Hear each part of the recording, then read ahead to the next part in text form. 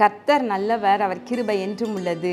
ஆண்டவராகிய இயேசு கிறிஸ்துவின் நாமத்தினாலே உங்கள் ஒவ்வொருவருக்கும் அன்பின் வாழ்த்துக்கள்.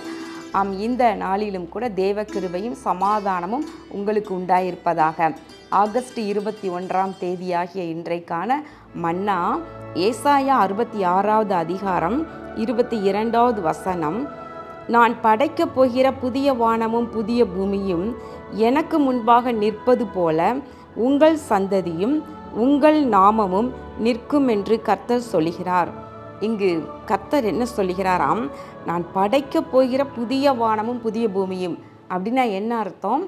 இப்போ இருக்கிற இந்த நாம் பார்க்கிற வானமும் பூமியும் அகன்று போகும், அழிந்து போகும். நாம் பார்க்கிற வானங்கள் மடமடவென்று அகன்று போகும் என்று எழுதப்பட்டிருக்கிறது அல்லவா?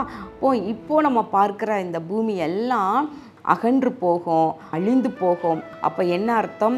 ஒரு புதிய வானத்தையும் புதிய பூமியையும் அவர் படைக்கப் போகின்றார். இது சத்தியம்.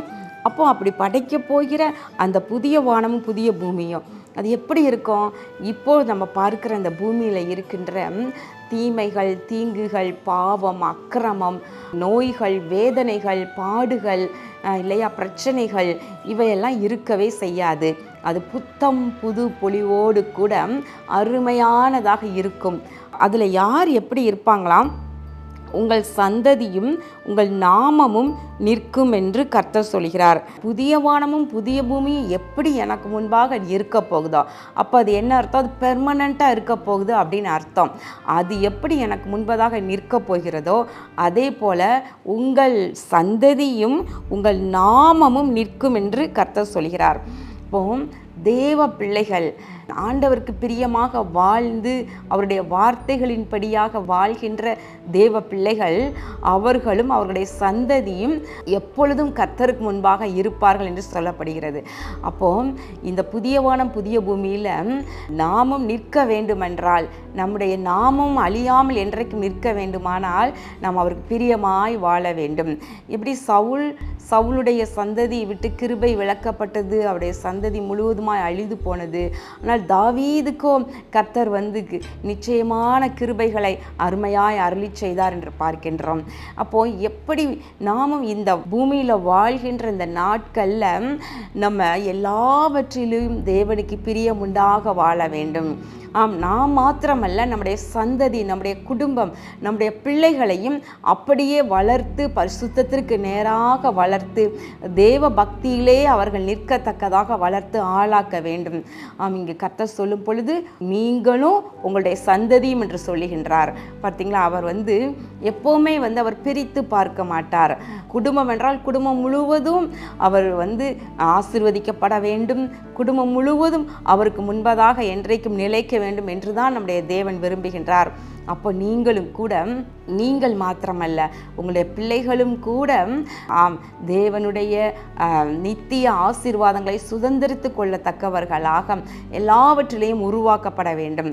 இந்த ஏசாயா 66 வசனம் கூட சொல்லுகின்றது, அவர்களை சிறுமைப்பட்டு ஆவியில் நொறுங்குண்டு என் வசனத்துக்கு நடுங்குகிறவனையே நோக்கி பார்ப்பேன் என்று சொல்லுகின்றார்.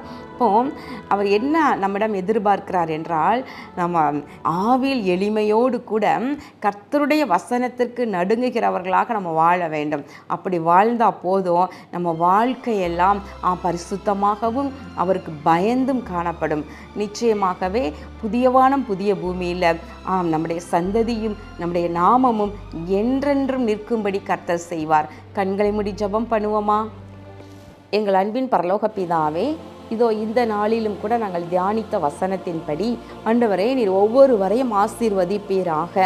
இந்த பூமியில் மாத்திரமல்ல ஆண்டவரே, நீர் படைக்கப் போகிற புதிய வானம் புதிய பூமியிலும் ஆண்டவரே நாங்கள் வாழ்ந்து உமக்கு முன்பதாக நிற்கும்படியாக ஆண்டவரே கிருபையை, ஸ்லாக்கியத்தை, பாக்கியத்தை கட்டளையிடுவீராக. இயேசு கிறிஸ்துவின் நாமத்தில் நல்ல பிதாவே, ஆமேன். அன்பு தேவ பிள்ளைகளே, விசேஷமாக இந்த இன்றைய மன்னா என்ற இந்த நிகழ்ச்சியை பார்த்து நீங்கள் பிரயோஜனம் அடைந்து வர்றீங்க. இந்த கமெண்ட் செக்ஷனில் நீங்கள் நிறைய பேர் உங்களுடைய ஜெப குறிப்புகளை நீங்கள் அனுப்புகிறீங்க. சில குறிப்புகளை, ஜெப விண்ணப்பங்களை பார்க்கும் பொழுது மிகுந்த வேதனையாகத்தான் இருக்கும். என்றாலும் கூட தேவன் உங்களுடைய பிரச்சனைகளை, பாரங்களை எல்லாம் நீக்கி உங்களை ஆசீர்வதிப்பது உறுதி. கர்த்தர் உங்களை ஆசீர்வதிப்பாராக. ஆமேன்.